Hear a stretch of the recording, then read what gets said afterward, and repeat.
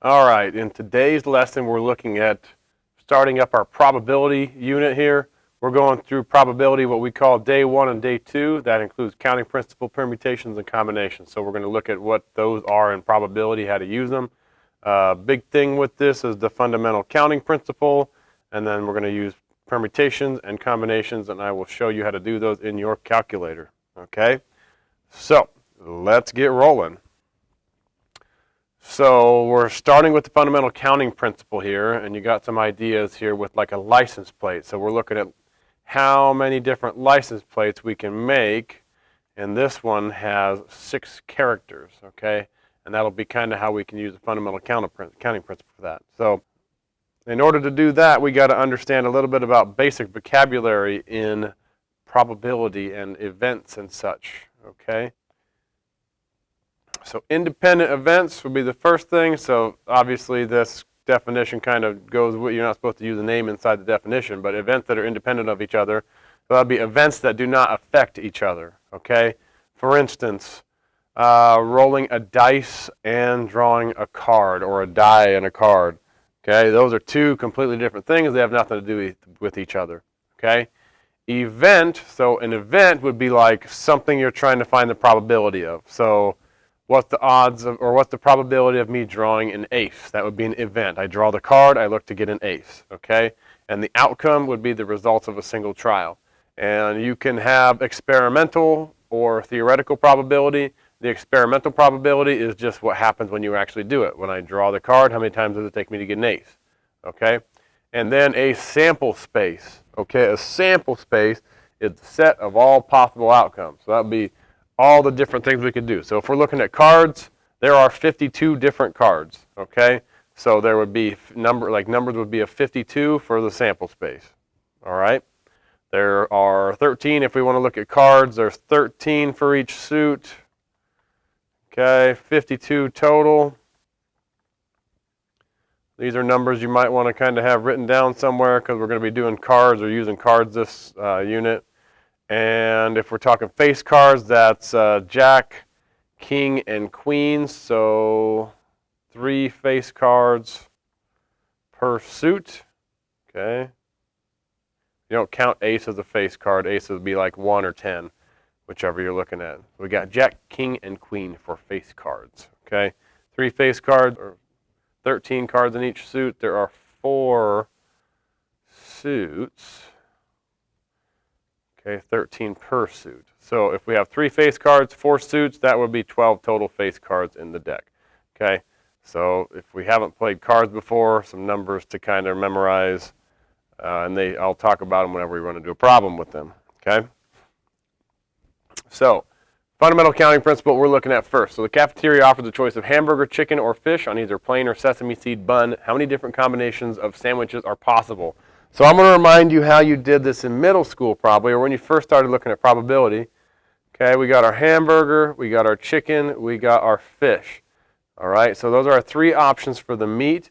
And then for each meat, we can have a sesame seed bun or a plain bun. Okay, so you got options of that for each one, sesame or plain for each one.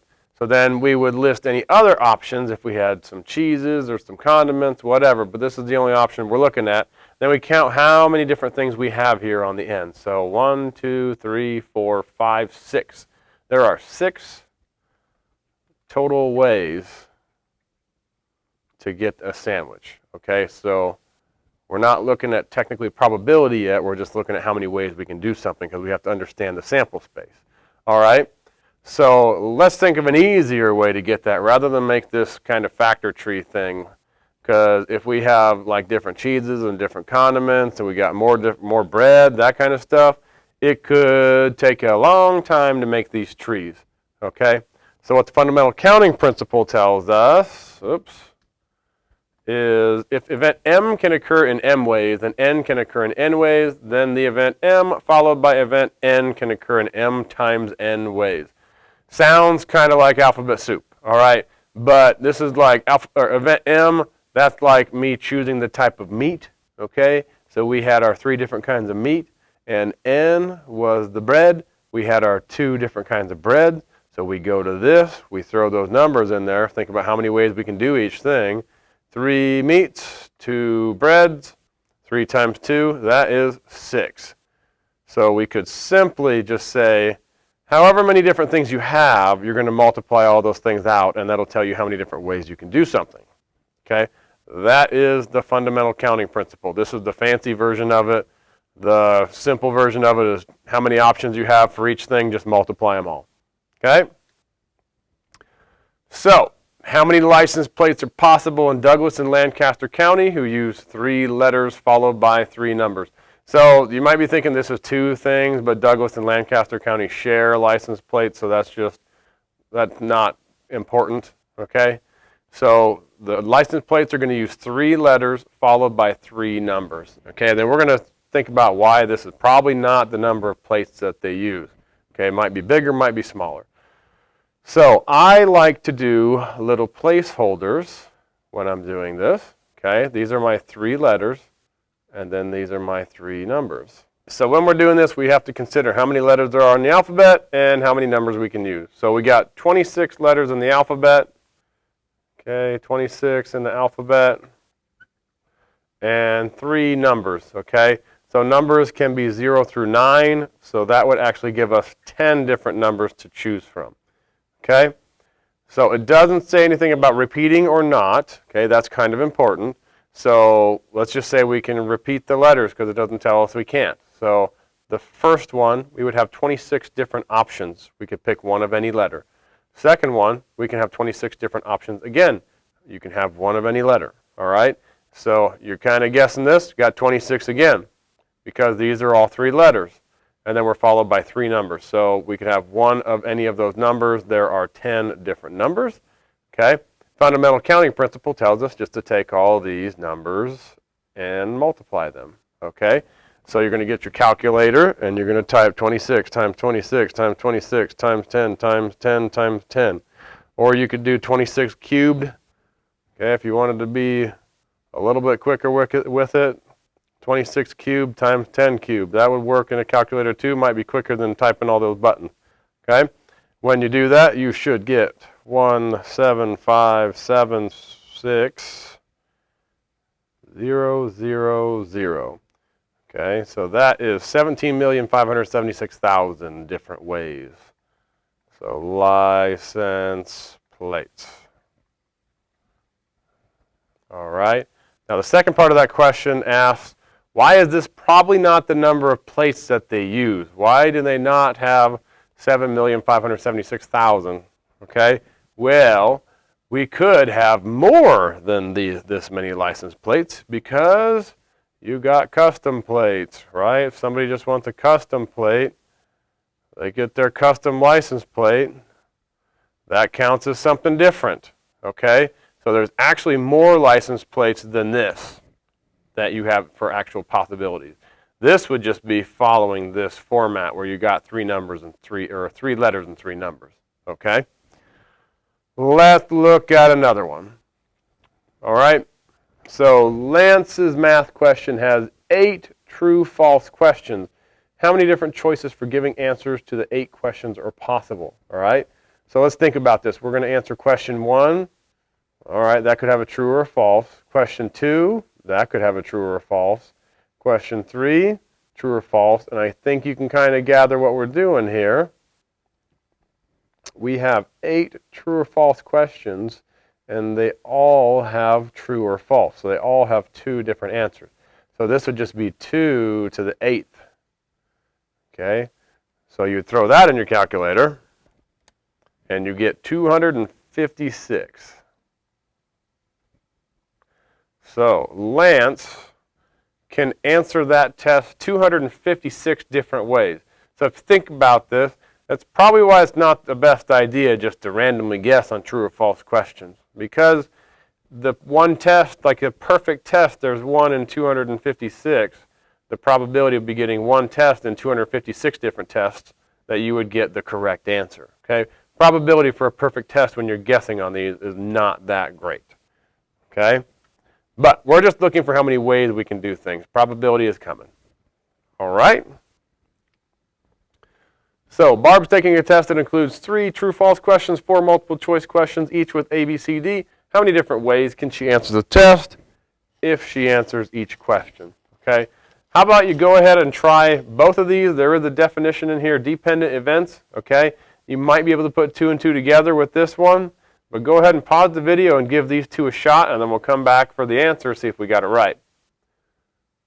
All right, so Barb's taking a test that has 3 true-false questions. So I'm going to do 3 little underscores there, and we have 4 multiple-choice questions.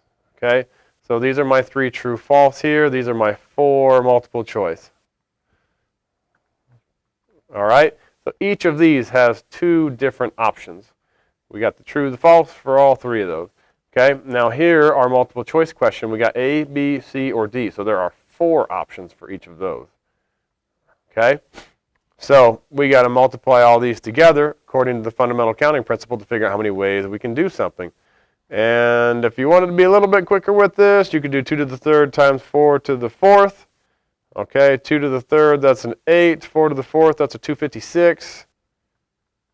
8 times 256, 2048. So for this test, there are 2,048 different ways that you could complete the test, but one right way. Okay, so hopefully you got that. This is the best way if we're trying to figure out how many ways we can do something, and it's like a simple fundamental counting principle scenario. Okay, so dependent events. Okay, dependent events are when the outcome of one event does affect the outcome of another event. Okay, so take number 5 for instance. Bob wants to take 6 different classes next year, so 6 different classes. Okay, assuming that each class is offered each period, how many different schedules could he have? So we're saying there's 6 different classes, 6 different periods throughout the day. We're going to kind of take the classes and figure out how many different ways we can rearrange those. Okay, so just kind of like the last one, if I'm picking one of the 6 classes, I have 6 options for this first one. All right. Now, if you're looking at this second one, you're not going to take the same class because that'd be kind of a waste of time. Sometimes you might if you got to redo it, but in this case, we're not going to take the same class. So that means we only have 5 options left for the next classes or round of classes to pick. And then hopefully you can kind of put 2 and 2 together here. We got the first 2 classes taken. There are 4 left to go, and then 3 left to go, 2 left to go, and 1.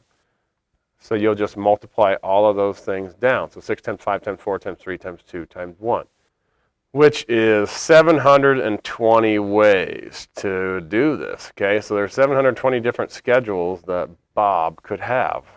All right. So this would be a dependent event because whichever first class we pick, that affects our sample space or our outcome because there's 1 less. Okay, we started with 5, picked one of those, or excuse me, we started with 6. Picked one of those classes, now there's only 5 left. So since these go down from one to the next, that's considered a dependent event. One choice affects the other. Okay? All right, let's look at this one. So we're looking at likelihood or like a probability. We're trying to find probability. Okay, we'll just call that probability. So a standard deck of playing cards has 52 cards, 13 of each suits, hearts, diamonds, spades, clubs, and 4 of each kind. Okay, we got our number, our cards right there. What's the likelihood of drawing a hand of 5 hearts? Okay, well, first of all, we got to figure out how many hearts there are. Okay, so we want a hand of 5 hearts. So let's do 5 cards. Okay, so 13 in each suit. So that means there's 13 hearts. So 13 hearts for the first one. Let's say I got one of those. There's only 12 hearts left. Okay, this is a dependent scenario because if I draw 1 card, there's 1 less. All right, then there's 11 after this, 10 after this, and 9. So this would be 13, 12, 11, 10, 9. So now this would be how many ways could we draw 5 hearts? All right, but we're looking at a probability here now. So probability means we have to put these numbers over our total number of cards. So we start with 52 cards, and then we go down to 51 because we drew one of them, and now we're at 50, 49, 48. So this would be how we calculate the probability. We got to take this fraction times this fraction times this fraction. So the best way to do this when you got all these numbers with all these crazy fractions, you could use the fraction button, but what I usually recommend in your calculator, just go straight across the top, straight across the bottom, write the numbers down, and then finish it. So 13 times 12 times 11 times 10 times 9. My top number is 15440. And then we're just doing the same thing on the bottom. So 52 times 51 times 50 times 49 times 48. And that's a little bit bigger number.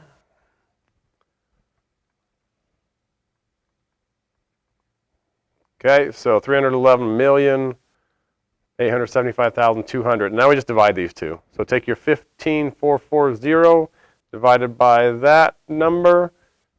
Okay, and my calculator is showing scientific notation. Okay, so maybe quick reminder of how that works. Okay, so I got 4.95, and this shows e to the negative 5. So what this kind of stuff means when I see it in my calculator, I move that decimal place left 5 times. That's that negative 5. So there'll be 4 zeros, 495. Okay, that's the probability or likelihood of drawing a hand of 5 hearts. Now let's see what we write that out as a fraction. Can we reduce these two? And when you're working with these kind of things, okay, this would be all right if it says express the answer as a decimal. Okay, if it says express it as a percentage, remember we moved this right to. So my percentage would be 0.00495. So that is a tiny percent. And then if we're keeping fractions, all right, let's say we have to express our answer as a fraction, we just reduce these down. So you're going to spend a little bit of time reducing those down, but you should get to 99 over 2 million. And that's what we reduce it to as a fraction. Okay? So fundamental counting principle is going to help you get through probability questions. So on to the next thing in the lesson. So we have to work through things called permutations and combinations. So a scenario here. Okay, we got a softball team. Suppose you have 7 possible players in mind for the top 4 spots in the lineup. Okay, and we know that if we're picking those 7 players and putting those in the top 4 spots, you would have 7 people for the first spot, 6 people for the second spot, 5, and then 4, or 840 ways that you could do the top 4 spots. Okay, so when we're working through permutations and combinations, we have to pay attention to if order matters or not, or kind of like if it's a dependent event or an independent event. Okay, if we're looking at top 4 spots, we can kind of consider this as a ordering matter scenario, because this would be like first pick, second pick, third pick, fourth pick. So this is an order. The order makes a difference here. Okay, if you just said, how am I trying to line up 7 people in 4 spots without indicating any type of order, that's going to be something different. Okay, so a permutation, this is where order matters. Okay, you ask yourself in the scenario, does it matter how I order things? If your answer is yes, then you have a permutation. All right, and this is the formula for a permutation. So this would be, I have a group of, I'm picking n things from a group R. Okay, another way you might see this, so this is one way right here, you might see it like this. So it's NPR. So number of things, pick R things. I think I said that backwards here. Total number of objects, picking R objects from that permutation. Okay, so say for the last one, we had 7 people, and we wanted to pick, or think permutate, we wanted to pick 4 of them. So 7 pick 4. Order matters, so we're using permutations. So we would take this, throw it in here. Okay, so this is NPR, N is 7, so just throw it in.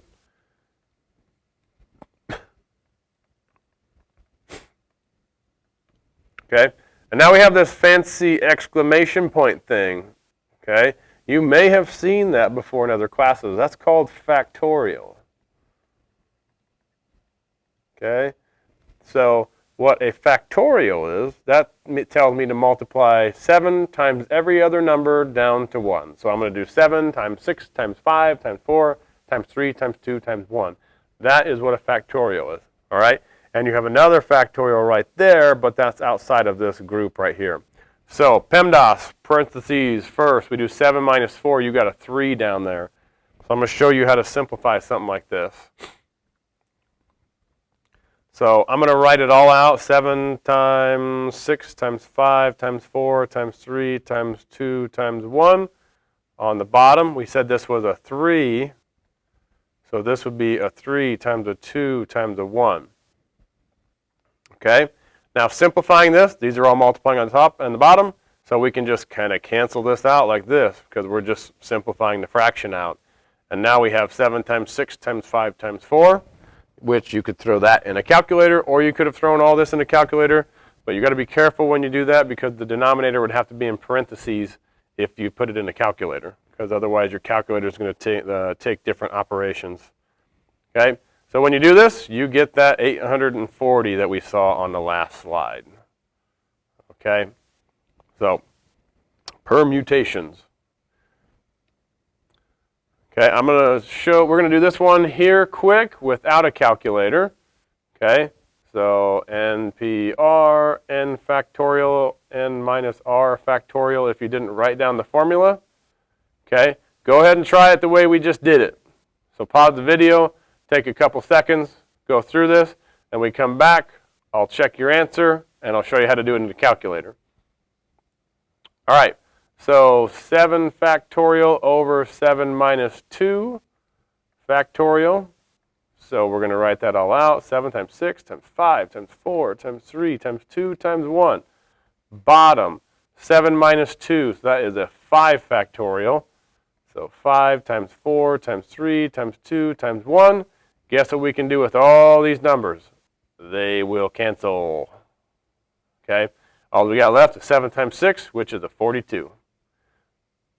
Okay, so again, you could see permutations this way, or you could see it this way, or you could see some kind of a permutation in a word problem. But let's say we don't want to do all this work by hand because we got these fancy calculators that we bought and we want to use them. All right, so you are going to be looking for this option right here. Let's change that color ink here so we can see it. So we're looking for the PRB button. That's the probability button, okay? In these bigger ones, these fancier ones, you're looking for the math button. And then along the top, you're going to have different options. There's a PRB option up along the top somewhere, okay? When you click on PRB on these three things, okay, you will have options of this, or this, or that. Those three things should be there. Okay? Since we're doing this one, I would push this button. Okay?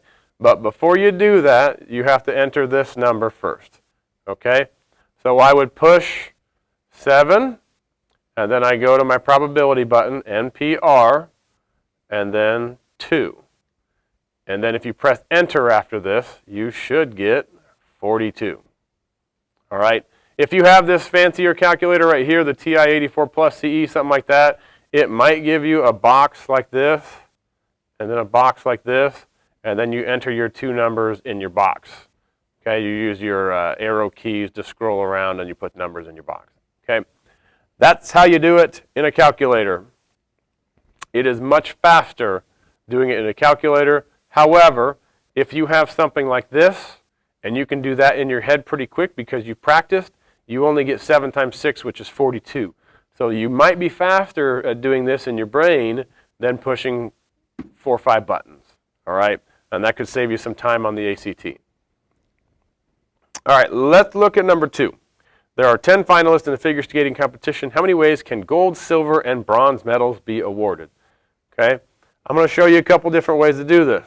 So let's think about it the last way we did it with our fundamental counting principle. We got gold, we got silver, and we got bronze. Okay? How many different people would you have for the first place or the gold award? Well, you got an option of 10 people. Anybody could win. Okay? So after first place is awarded, how many people could get second place? There would only be 9 left. All right? Now after second place is awarded, there would be third place or bronze, and there's 8 people left. So fundamental counting principle says I can just multiply those 3 out, and I get 720 different ways. Okay? Well, let's say I don't want to do it that way.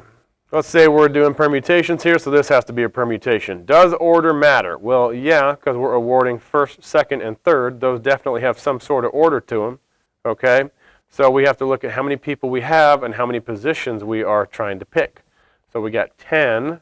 We're trying to pick 3 people from that. So if you do 10p3, okay, if you do it the long way, 10 factorial over 10 minus 3 factorial,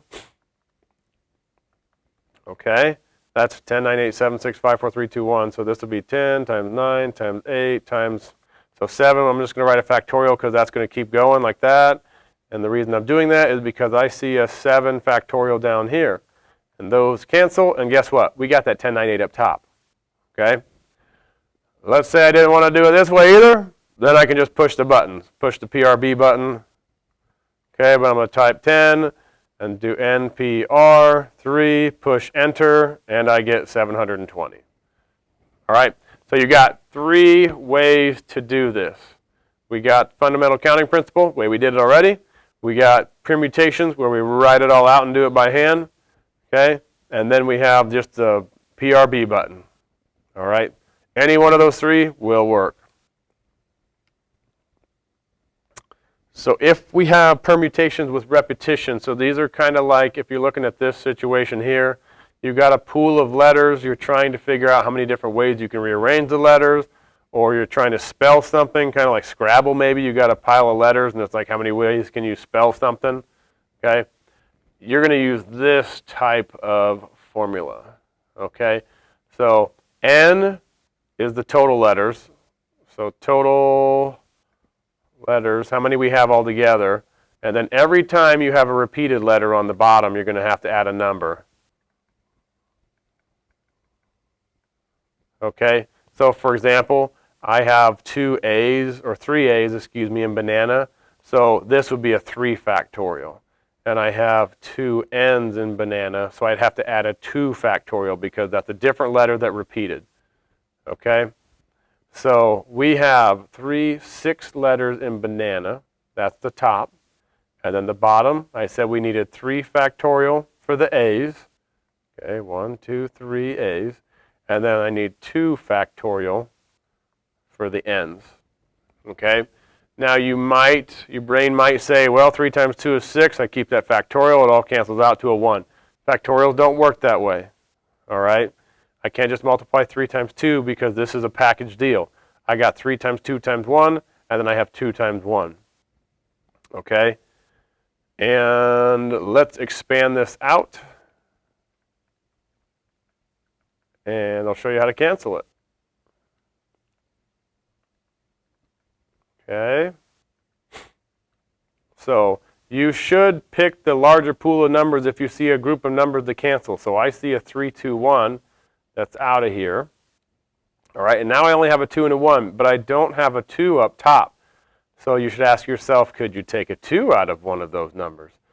Well, we could take the 2 out of that 4 and make that a 2. So now we got 6 times 5 times 2. So this is 30 times 2. You got 60. So there's 60 different ways we can rearrange those letters in banana. Okay? There is a way to do this in your calculator. Again, I told you that the factorial is in the PRB option. So if you're punching buttons in your calculator, you would type 6, go PRB, type exclamation, then divided by. Since we have multiple things in the bottom, you're going to put that in parentheses. So I do a parentheses, 3, PRB button, exclamation point, 2, PRB button, exclamation point, close it off. If you push the enter key, that should give you 60. Okay? So you're going to have to kind of play around with your calculator to try to figure out how it works. Remember, it's going to do order of operations, so we want to multiply these two things on the bottom before we divide it out of the 6. So that's why we got to use these guys right here. All right, the second part of this. So we said we have permutations and combinations.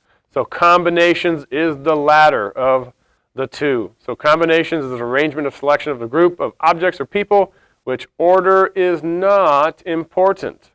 Okay? Now, if you look at this chunk right here, that's the same as the last formula. But we got that extra R in there. Okay?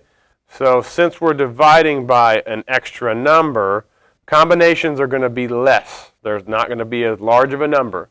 Okay? Because we don't care about the order. The order makes it a little bit more specific. Okay? I don't care about the order when we're looking at combinations. So when would we be looking for a combination? Okay, so let's forget about this for now. We'll come back to that in a second. But say we got this scenario here. How many different starting lineups are possible for a basketball game if starters are picked from 9 girls? Okay. Now, it doesn't. You might think order is important here because it says starting lineups, all right? But there are different positions to the starting lineup. Okay, like you got your point guard, you got your forwards, you got your posts.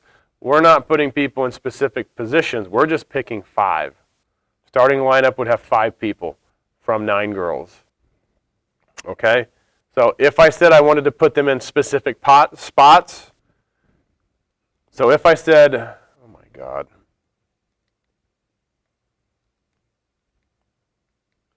So if I said I wanted to put them in specific spots, then I would do a permutation. But since we're just picking 5 from 9, this is a combination. Okay, so let's just do one of these quick. So let's do this one just to make sure we can push buttons in our calculator, because again, that is in your PRB option. Okay, so you want to do 6, and you might find something that says NCR and then 3. Okay, so 6, choose 3. So again, you might need to push the 6 first, depending on what calculator you have. And this should give you 20. So we have 20 ways to do something from this. Okay, so let's do this one down here. We want to figure out how many different ways we can do a starting lineup from 9 girls. So we have 9 people, and we are choosing 5 of them. We don't care about the order. We're just choosing 5 people to get the game rolling. So we do 9, NCR, 5. Okay, calculator, it might look like this. Okay, push enter. That gives you 126. So there's 126 different ways we can pick a starting lineup of 9 from 9 people. Okay, so again, permutations and combination like this sounds like the order matters, but we didn't put them in specific locations. That's what would turn this into a permutation. So we got one more down here. Okay, how many possible committees are possible? That sounds fun. Of 2 men and 3 women, if chosen from a group of 6 men and 4 women. Man. How many possible committees are possible of 2 men and 3 women if chosen from a group of 6 men and 4 women? Okay, so now this one's a little bit trickier. We have 2 different pools that we're choosing from. We have men and women. We want to figure out how many different ways we can do a committee of 2 men and 3 women. Okay? Well, we can do it a couple different ways. We could get the possible committees of men. Okay, we got 6, we want 2. And then we want the women, so we have 4, we want 3. And then we're going to multiply them. That's probably the best way. So if we're thinking fundamental counting principle, we got committee 1, committee 2. So let's do the guys first. So 6 men, choosing 2 of them, and 4 women, choosing 3 of them. So we should multiply these numbers to tell us how many ways we can do it. All right? So this would be the committee of men. This would be the committee of women. Okay? Once we start doing probability with this, it's going to look really similar. You have 2 different groups that you're pulling from. So you got to make sure you do 2 different combinations or permutations, whichever one you're doing. Okay? So you want to use a calculator here. It's going to be handy. If you do it by hand, it will be a little bit slower. So 6 choose 2. That gives us a 15. Okay, and then 4 choose 3. I think that gets us a 4. So 15 times 4, that is a 60. So we can do this 60 different ways. Okay, this one's kind of tricky. I'd probably star this one. That way you got something to come back to. And if you're writing notes down, okay, this is 2 different groups. So we're doing combinations with 2 different groups. That's why we got to have 2 different combinations. Okay? So kind of tricky. All right? So at the end here, we know what combinations are, we know what permutations are, and we know what the fundamental counting principle is. So to finish everything up, we're going to practice. You have a worksheet, and you're just doing the odds on the worksheets. Okay? So good luck. Thanks for watching.